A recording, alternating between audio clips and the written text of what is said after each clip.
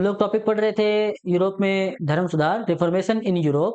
और अब तक हमने इसमें जो धर्म सुधार का परिचय है, बेसिक परिचय जो है वो पढ़ लिया था। 1 सेकंड के लिए हम इसको दोबारा देख लें। जो धर्म सुधार है, इस टॉपिक में हमने पढ़ना क्या-क्या है। ओके, तो ये वाला हमारा पोर्शन था।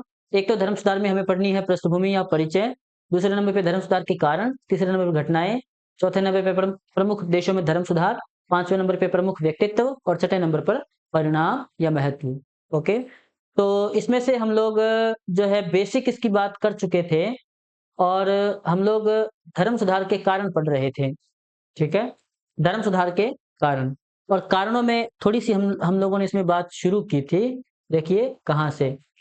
धर्म सुधार के कारण 4 थे। वैसे तो बहुत सारे कारण हैं, लेकिन बेसिक्स के रूप में 4 कारण इसके माने जाते हैं। पहला, चर्च के संगठन में अव्यवस्था का होना। चर्च का संगठन जो था वो इम्बैलेंस था, प्रॉब्लम थी उसमें, बहुत सारी उसमें जो है भ्रष्टाचार या करप्शन था। हम पढ़ेंगे कैसे। आर्थिक असंतुष्टि, इकोनॉमिक अनसैटिस्फैक्शन। कुछ ऐसे वर्ग थे जो आर्थिक रूप से धर्म के तंत्र से, सिस्टम से, धर्म की परंपरा, व्यवस्था से असंतुष्ट थे। चर्च तथा राजा के मध्य संघर्ष। एक समय ऐसा आया कि राजा और चर्च के मध्य स्ट्रगल, तनाव उत्पन्न हुआ और इस वजह से आगे चलकर धर्म सुधार आंदोलन होता है। चौथा कारण था तत्कालिक, पाप मोचन पत्रों की बिक्री, जिनको इंडल्जेंस कहा जाता है, इनकी बिक्री का कारण।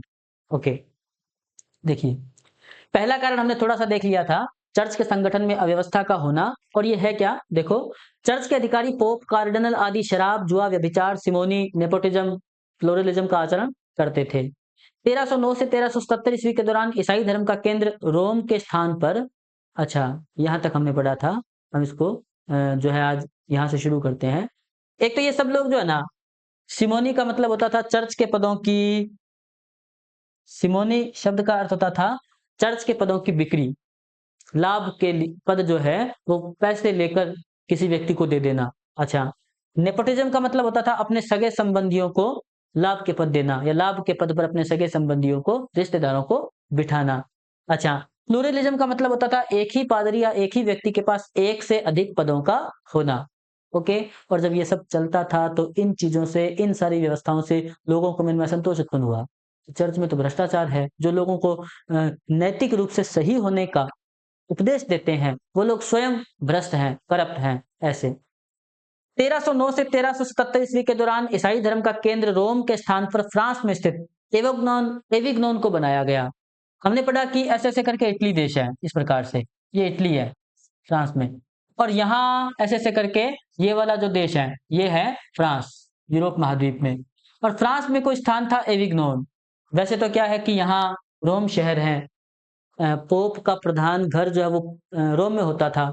लेकिन इस समय क्या हुआ, 1309 से 1377 के दौरान एक पोप था, पोप क्लीमेंट पंचम।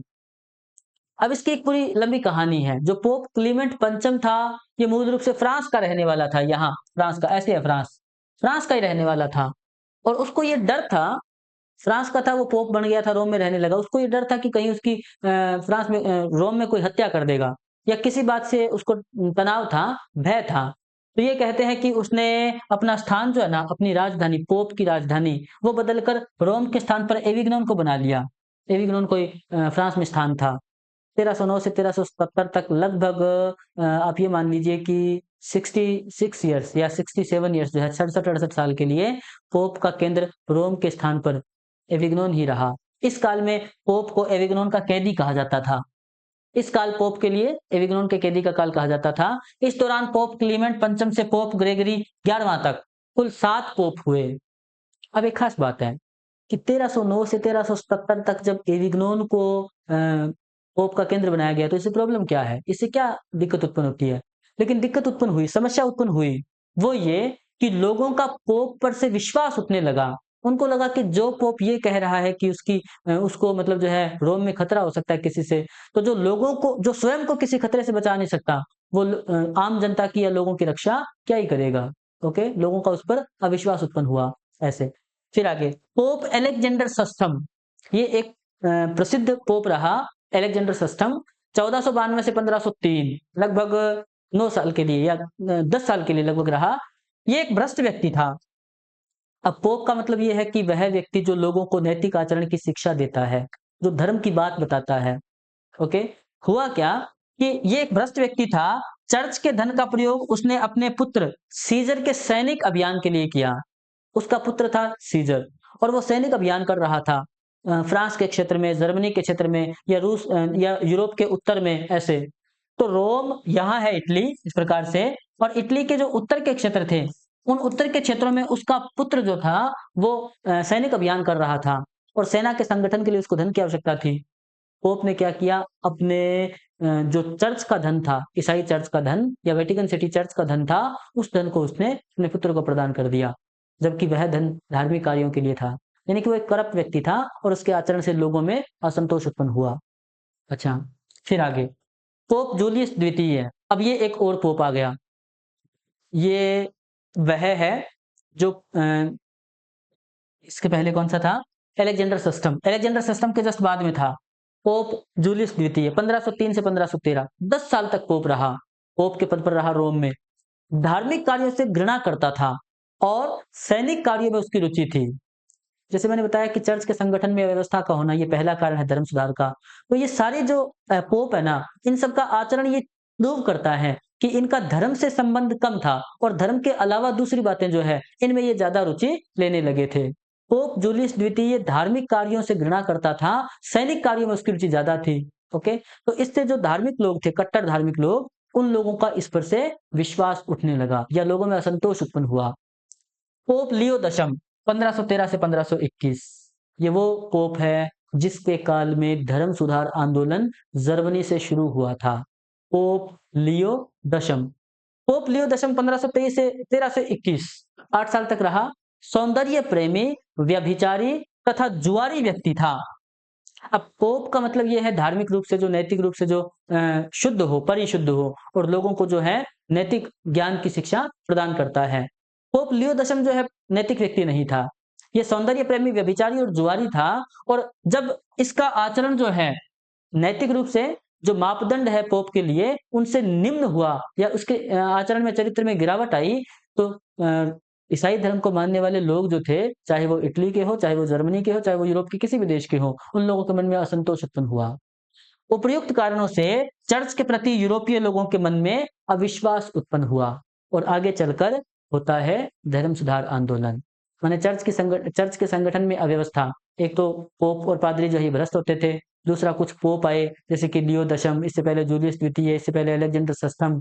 इन सब का आचरण जो था ये धर्म की लायक नहीं था और धर्म के इतर दूसरी गतिविधियों में इनका ध्यान ज्यादा था, तो लोगों में असंतोष उत्पन्न हुआ। आगे चलकर धर्म सुधार आंदोलन हो जाता है। फिर आगे आर्थिक असंतुष्टि। धर्म सुधार का जो दूसरा कारण था, ईसाई धर्म में जो रिफॉर्मेशन हुआ उसका दूसरा कारण था आर्थिक असंतुष्टि। देखिए ये क्या है, पुनर्जागरण हुआ 1350 से 1550, ओके, इटली में। और इस दौरान यूरोप में एक नए धनिक वर्ग का उदय हुआ। यूरोप में एक ऐसा धनवान वर्ग आया पुनर्जागरण के दौरान। अच्छा, एक बात हमने ये पढ़ी कि जब पुनर्जागरण हुआ था तो भौगोलिक खोजें हुई थी, और जब भौगोलिक खोजें हुई तो विभिन्न देशों में यूरोप के, माने कि इटली या कोई अन्य देश हो, उन देशों के व्यापारी आने जाने लगे दूसरे देशों में। हर वहां से वो लोग व्यापार करते थे, वस्तुओं का आयात निर्यात किया जाता था। जब आयात निर्यात होता था तो निश्चित रूप से उन लोगों को व्यापार में लाभ प्राप्त होने लगा और एक वर्ग उत्पन्न हुआ इटली में या यूरोप महाद्वीप में जो कि बहुत पैसे वाला है, धनवान लोग। पुनर्जागरण के दौरान यूरोप में एक नए धनिक वर्ग का उदय हुआ जो धन, ऐश्वर्य और भौतिकवाद में विश्वास करते थे। अब निश्चित सी बात है कि एक नया व्यापारी वर्ग जो है ये उदित हुआ यूरोप में, और इन लोगों का धन, ऐश्वर्य और भौतिकवाद में विश्वास था। ये लोग इस बात को मानते थे कि हमें वर्तमान जीवन जो है इसमें उन्नति को, उच्च सफलता को या ऊंचाई को प्राप्त करना है, माने कि धन में इनका विश्वास था। अब क्या है कि ये लोग तो धन में विश्वास करते थे, नए धनवान वर्ग या नए धनिक वर्ग, और ईसाई धर्म जो है उसका कॉन्सेप्ट जो था या उसकी संकल्पना जो थी या जो बाइबल के आधार पर पोप के द्वारा बताया जाता था वो ये था कि धन और ऐश्वर्य, व्यापार, ब्याज, ये सब कुछ धर्म के खिलाफ है। धनिक वर्ग चाहता था कि हम लोग व्यापार करें, पैसा कमाएं और अपने जो है जीवन में उन्नति को प्राप्त करें। और ईसाई धर्म का स्वरूप पोप के द्वारा बताया जाता था कि आप लोगों को धन और ऐश्वर्य में विश्वास नहीं रखना है, सादा जीवन जीना है, व्यापार नहीं करना है, ब्याज नहीं लेना है, ओके, क्योंकि ये सब धर्म में निषेध बताया गया है, धर्म के खिलाफ है। जब इस तरह की बात पोप और धर्माधिकारियों के द्वारा कही गई बाइबल के आधार पर, तो इससे धनिक वर्ग ईसाई धर्म का विरोधी हो गया। धनिक वर्ग जो था उनको उनका उनके मन में भावना उत्पन्न हुई कि अगर धर्म में व्यापार को निषेध बताया गया है, तो इस विचार का सुधार होना चाहिए, या धर्म में जो है इम्प्रूवमेंट की आवश्यकता है, यानी कि धर्म की इस बात को स्वीकार नहीं किया जा सकता ऐसे। एक कारण तो यह था, यूरोप में नया धनिक वर्ग का उदय हुआ और उन लोगों के मन में क्या हुआ, धर्म के प्रति विरोध की भावना उत्पन्न हुई धनिक वर्ग के मन में। दूसरी बात क्या थी, चर्च के द्वारा कई प्रकार के टैक्सेस लगाए जाते थे। चर्च माने कि ईसाई धर्म के द्वारा कई प्रकार के टैक्स लगाए जाते थे आम जनता पर। देखिए, जिनमें से एक था पीटर स्पेंस। ये पीटर स्पेंस फोटो दी है, हम आगे इसको 1 मिनट में देख लेंगे। पहला टैक्स लगाया जाता था धार्मिक, पीटर स्पेंस, पीटर का पेंस ऐसे। दूसरा होता था टाइथ या टीथे, TITHE, टाइथ, या इसको टीथे भी कहा जाता है। तीसरा कर था fruit of the first year, fruit of the first year, पहले वर्ष का फल या पहले वर्ष का फ्रूट ऐसे। अब ये तीनों जो है ना, Peter Spence, fruit of the first year और टीथे, ये तीनों धार्मिक कर है। और ये तीनों हैं क्या, देखिए। पहला होता था पीटर स्पेंस, यूरोप के किसी भी देश में रहने वाले प्रत्येक ईसाई व्यक्ति को हर वर्ष एक पेन्नी, ये पेन्नी वहां की मुद्रा होती थी, जैसे इंग्लैंड में पौंड चलता है, जैसे कहीं वर्तमान में यूरोपियन देशों में यूरो चलता है, मुद्रा है, ऐसे पेन्नी, PENNY, पेन्नी, ये एक मुद्रा होती थी। यूरोप में रहने वाले प्रत्येक ईसाई व्यक्ति को हर साल एक पेन्नी चर्च को देना होता था। एक पेन्नी जो मुद्रा है, ये चर्च को देनी होती थी, और उस एक पेन्नी को रोम भेजा जाता था। हम लोगों ने यूरोप का मैप देखा है, 1 सेकंड के लिए हम इसको दोबारा देख लें। ओके, मान लीजिए कि ये यूरोप का मानचित्र है। ओके, और यूरोप का मानचित्र है, तो इसमें यहाँ इटली है, इटली में रोम है, ये रोम है। और कोई व्यक्ति स्पेन में रहता हो, पुर्तगाल में रहता हो, फ्रांस, इंग्लैंड, आयरलैंड, जर्मनी, ये मतलब जो जिस हॉलैंड जो है, बेल्जियम है, पोलैंड, चेकोस्लोवाकिया, ऑस्ट्रिया, कहीं का यूरोप में कहीं भी रहने वाला व्यक्ति हो, हर व्यक्ति को एक पेन्नी हर साल देना होता था।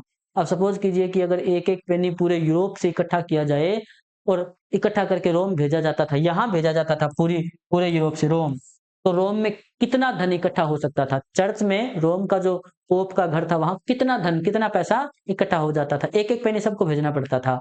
इसको कहते थे पीटर स्पेंस। पीटर्स इसलिए क्योंकि रोम में जो गिरजाघर था, मुख्य गिरजाघर है, उसको सेंट पीटर गिरजाघर कहते थे। और सेंट पीटर गिरजाघर ये पहला चर्च था जो संत पीटर के द्वारा बनाया गया था, ईसा के 12 एपोस्टल्स में से एक थे। तो संत पीटर गिरजाघर के लिए एक एक पेनी सब लोग भेजते थे हर साल, इसको कहा जाता था पीटर स्पेंस। अब क्या था, ये एक पेनी बहुत ज्यादा नहीं था, लेकिन बहुत से लोगों के मन में इस एक पीटर स्पेंस के कारण से असंतोष उत्पन्न हुआ, लोगों के मन में इम्बैलेंस उत्पन्न हुआ कि इस प्रकार का कर जो है ये हम लोग अदा नहीं करेंगे ऐसे। पीटर स्पेंस के बाद में दूसरा जो कर था, यह था टाइथ या टीथे, TITHE। प्रत्येक ईसाई किसान को कृषि उपज का 10वां हिस्सा चर्च को देना होता था। कोई किसान यूरोप के किसी भी देश में रह रहा हो, चाहे वो जर्मनी में रहता हो, चाहे वो फ्रांस में रहता हो, चाहे वो इटली में ही रहता हो, वो किसी गांव, देहात, कस्बे में रहता है, और अगर मान लीजिए 100 किलो अनाज उगाता है, 100 किलोग्राम, तो उसका 10वां हिस्सा, मतलब उसका 10वां हिस्सा जो है 10%, ये उसको चर्च को देना होता था। माने 100 किलो अगर उगा रहा है तो 10 किलोग्राम जो है वो चर्च को, माने उसके पास में जो चर्च होता था उसको टैक्स देता था। इसको धार्मिक कर कहा जाता था। टाइथ या टीथ एक प्रमुख धार्मिक कर था जो उपज का 1/10 भाग होता था, हर किसान को देना होता था। अब बड़े किसानों को तो इसमें कोई समस्या नहीं थी, लेकिन छोटे किसान जो होते थे, जो कि जिनके पास भूमि कम होती थी और जो बहुत कम अनाज उत्पन्न पैदा कर पाते थे, तो उन लोगों को इस कर को देने में परेशानी होती थी। दूसरा कर, दूसरा टैक्स। तीसरा होता था fruit of the first year, fruit of the first year. अब ये fruit of the first year क्या होता था, पहले साल का फल। ये क्या होता था, किसी युवा को पादरी बनने पर वर्ष की संपूर्ण आय, माने पहले वर्ष की, पहले 1 साल की संपूर्ण आय रोम भेजनी होती थी। छोटे पादरी तथा आम जनता उपर्युक्त कारणों से असंतुष्ट थे। अब देखिए, मान लीजिए कि यहाँ रोम है इटली में, और ये पूरा यूरोप महाद्वीप है, पूरे यूरोप महाद्वीप के किसी भी नगर में अगर कोई युवा व्यक्ति को पादरी बनाया जाता, जो है गिरजाघर में पूजा करने का उसको काम सौंपा जाता, तो छोटा पादरी निश्चित रूप से गिरजाघर में इसीलिए बनते थे छोटे पादरी, क्लर्जी, कि उन लोगों का जीवन चलता रहे। क्योंकि छोटे कस्बे में, देहात में, गाँव में कुछ छोटा चर्च होता, उसमें लोग चंदा देते थे, लोग उसमें जो है धार्मिक कर देते थे, उसमें जो कुछ इकट्ठा होता था उससे अपना वो घर चलाता था, काम चलाता था। छोटे पादरी भी गरीब ही होते थे। धार्मिक नियम, प्रथा, परंपरा ये थी कि पहले साल की पूरी आय उसको रोम भेजनी होगी। तो अगर वो पूरे साल की आय रोम भेज देगा, तो उसको 1 साल के लिए खाने के लिए क्या मिलेगा? यानी कि छोटे पादरी इस बात से असंतुष्ट थे और fruit of the first year के खिलाफ थे। 3 प्रकार के कर थे, पीटर्स पेंस, टाइथ टी थे और एक था fruit of the first year. यानी कि ये सारे जो हैं कारण, इनके कारण यूरोप के लोगों में आर्थिक असंतुष्टि थी। इकोनॉमिक रूप से लोग नाराज थे, असंतुष्ट थे। तीसरा कारण आता है राजा और चर्च के मध्य संघर्ष। और ये एक बहुत ही शानदार कहानी है, या इसमें बहुत सारी कहानियां हम पढ़ेंगे जो कि धर्म सुधार के दौरान या धर्म सुधार से पहले यूरोप में घट रही थी, यूरोप में चल रही थी। देखो क्या होता है। राजा अपनी दैवीय उत्पत्ति के अनुसार स्वयं को ईश्वर का प्रतिनिधि समझता था। यूरोप में क्या होता था, यहां मान लीजिए रोम है, ये रोम, और ये पूरा यूरोप महाद्वीप है। रोम इटली देश में था, ओके, पूरा यूरोप महाद्वीप। यूरोप में अलग-अलग देश थे। एक देश था फ्रांस, एक ये जर्मनी वाला एरिया था, एक इंग्लैंड था, एक यहाँ ये पोलैंड वगैरह वाले, ये अलग-अलग भाग हुआ करते थे। तो रोम में रहने वाला पोप पूरे यूरोप का धार्मिक मुखिया माना जाता था। ये स्पष्ट है, क्लियर सी बात है। पूरे यूरोप का धार्मिक मुखिया पोप है जो रोम में रहता है। लेकिन जो-जो अलग-अलग देश होते थे, उन अलग-अलग देशों में अपना-अपना एक राजा होता था, जो कि उन देशों का राजनीतिक मुखिया था। माने कि पॉलिटिकल लीडर तो होता था राजा, और धार्मिक मुखिया पोप, जो सभी देशों का एक ही होता था। राजा हर देश में अलग-अलग थे। अब नियम ये होता था कि राजा अपने आप को अपनी दैवीय उत्पत्ति में विश्वास रखता था। राजा ये मानता था कि मैं ईश्वर का प्रतिनिधि, ईश्वर का पुत्र हूँ, और प्रजा की रक्षा के लिए मुझे ईश्वर के द्वारा भेजा गया है। राजा स्वयं की देवीत्व में विश्वास करता था, अपने आप को ईश्वर का प्रतिनिधि मानता था। दूसरी तरफ पोप जो है, रोम में रहता था, ये स्वयं को धार्मिक मुखिया मानता था। तो इन दोनों के मध्य सर्वोच्चता का संघर्ष हुआ, या सर्वोच्चता का संघर्ष उत्पन्न होने लगा। राजा कहता मैं मेरे देश में श्रेष्ठ हूँ, पोप कहता मैं पूरे यूरोप में सबसे श्रेष्ठ हूँ, और मेरे आदेश को जो है मानना चाहिए। कुछ एक ऐसी घटनाएं हैं, कुछ एक ऐसी बातें हैं, कुछ एक ऐसे वर्णन आते हैं जहां से हम पोप और राजा के मध्य के संघर्ष को जान सकते हैं, या कुछ प्रमाण है जहां से हमें पता चलेगा कि कैसे पोप और राजा में जो है संघर्ष हुआ। देखिए, पहली कहानी आती है, थोड़ा-सा हम इसको पढ़ लें, फिर उसमें कहानियाँ पढ़ेंगे। मध्य युग में पोप के पास कई अधिकार थे, जैसे राजा को नियुक्त करना, पोप की अवज्ञा करने पर राजा को धर्म से बहिष्कृत करना, ये सारे अधिकार होते थे।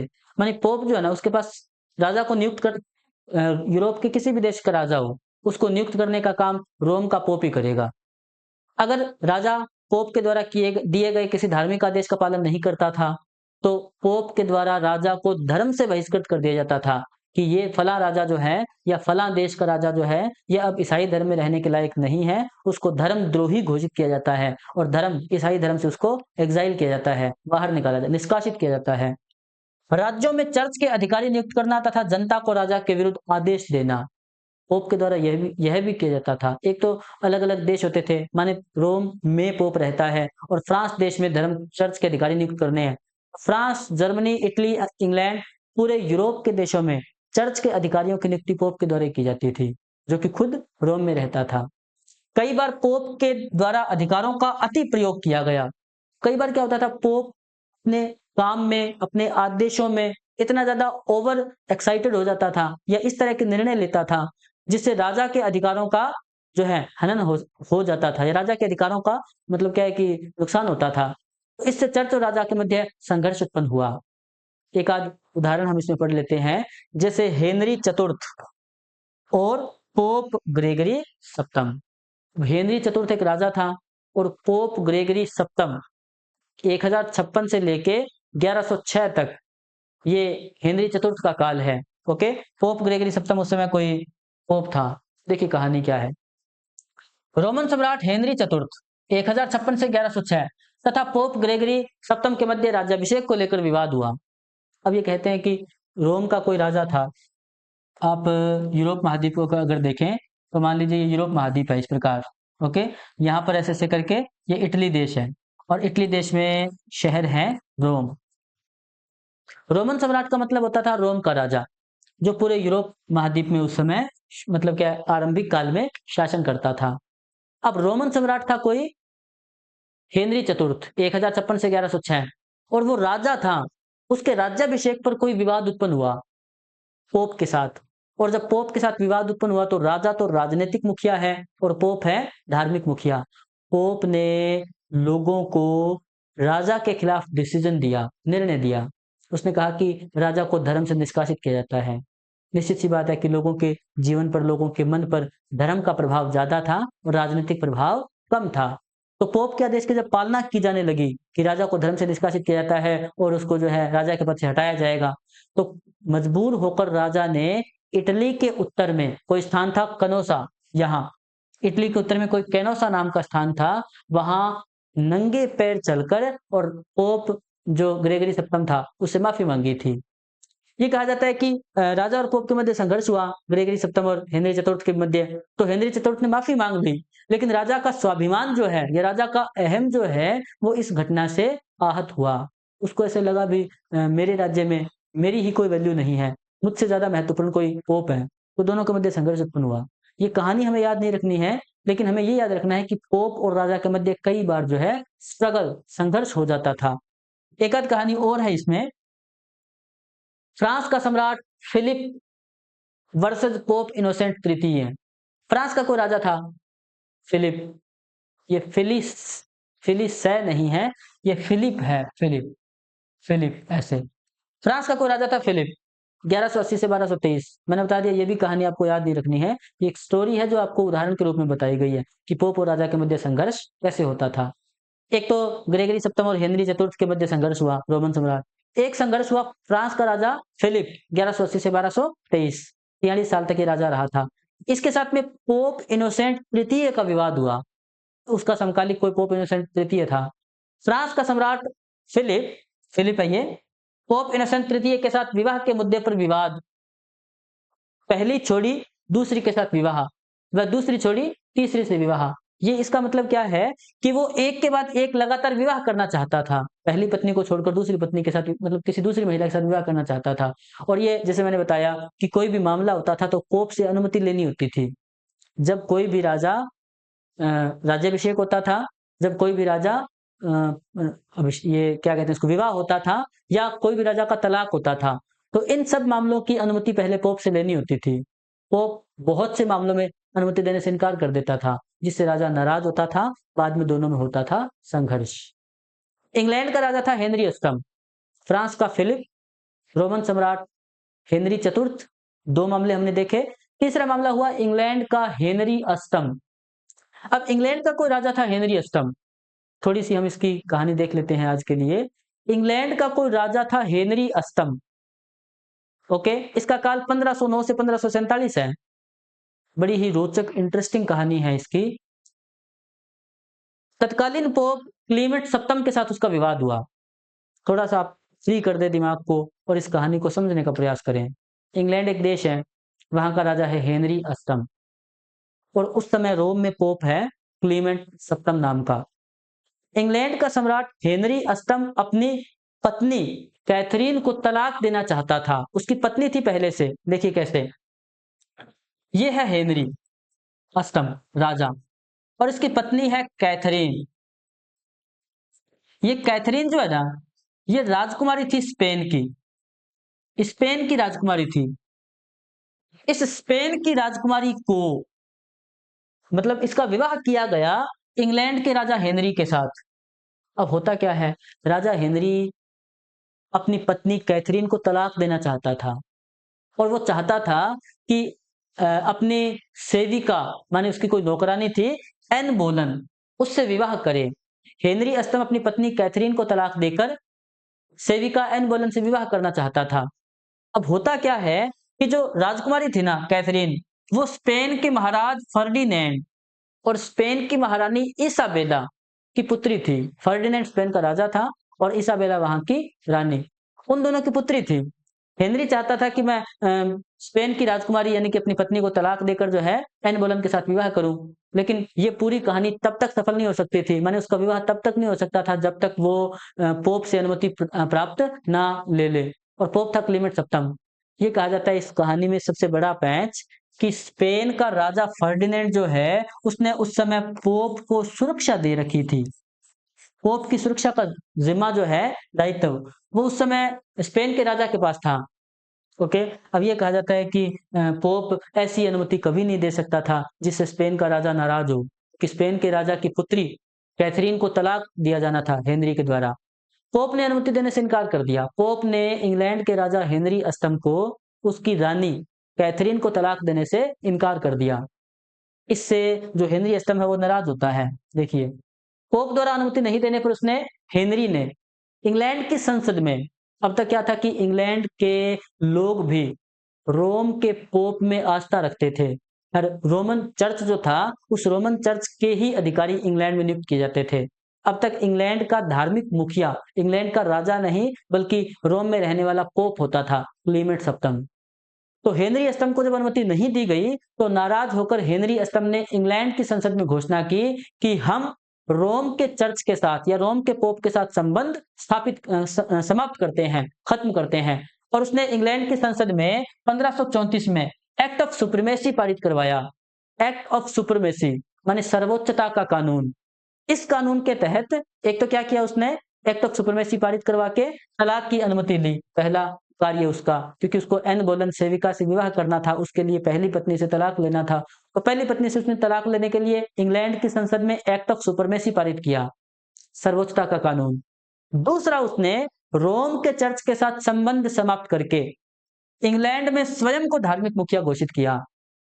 अब तक हेनरी अष्टम जो इंग्लैंड का राजा था, वो इंग्लैंड का राजनीतिक मुखिया तो था ही, अब उसने घोषित किया कि हमारा धार्मिक मुखिया रोम का पोप नहीं है, क्लीमेंट सप्तम नहीं है, अब इंग्लैंड का धार्मिक मुखिया राजा ही होगा, माने कि हेनरी अष्टम ही।